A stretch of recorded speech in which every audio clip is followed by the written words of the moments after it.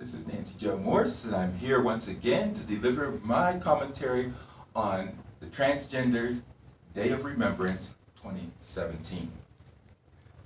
Unfortunately, just when we thought that 2016 was the deadliest year on record when it comes to the horrific murdering of transgender individuals worldwide, 2017 has grievously eclipsed that scenario. And once more, the tally, especially in the United States, was disproportionately populated, particularly by trans women of color.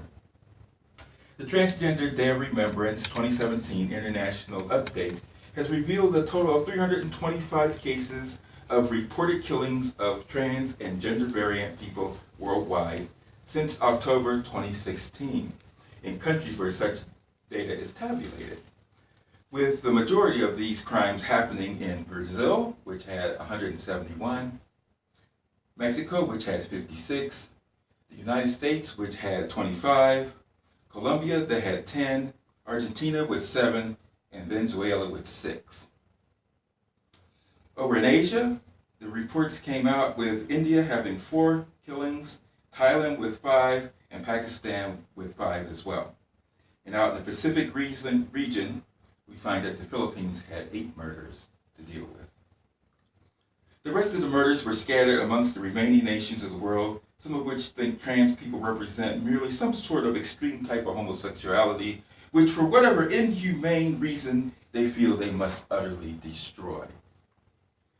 In addition to all this, there have been those that have taken their own lives since November, with the actual number of these not likely to ever be known due to the misgendering by the local authorities and in the media, along with the heinous denial of these people's true identities by non-accepting family members and former so-called friends.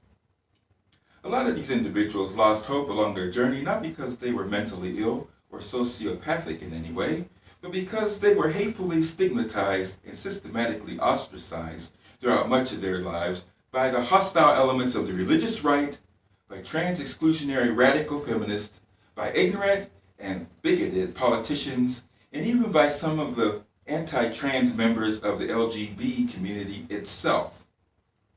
And then there's the inexcusable phenomenon of lateral oppression at the hands of myopically selfish and judgmental members of the trans community itself.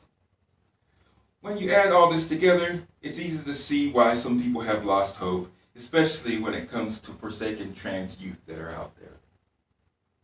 In spite of this dark scenario, today is the day upon which we will lift up and honor those lives who were so tragically taken away.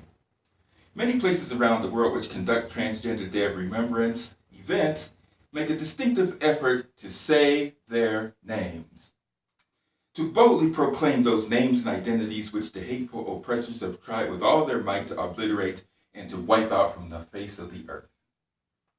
Today is not to be seen as a moment of resignation or of defeat. It is a day of respect for the fallen. It is a day of resolution for those who remain living. And in a major sense, it is a call to action for those of us who would strive for the day when true equality of civil and basic human rights will sweep across this land from sea to shining sea.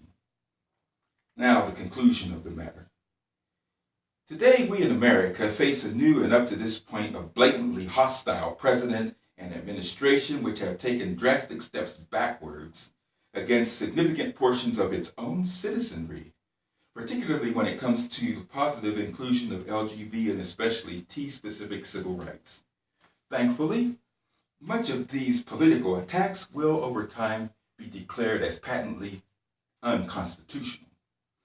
However, we must remain vigilant.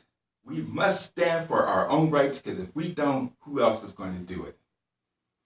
We have to show our oppressors that our community bonds will grow stronger, strengthening in the face of the hate.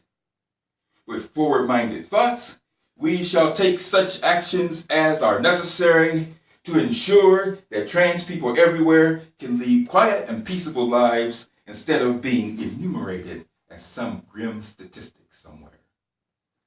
This is Nancy Jo Morse once again, and that concludes my commentary on the International Transgender Day of Remembrance. Thank you very much.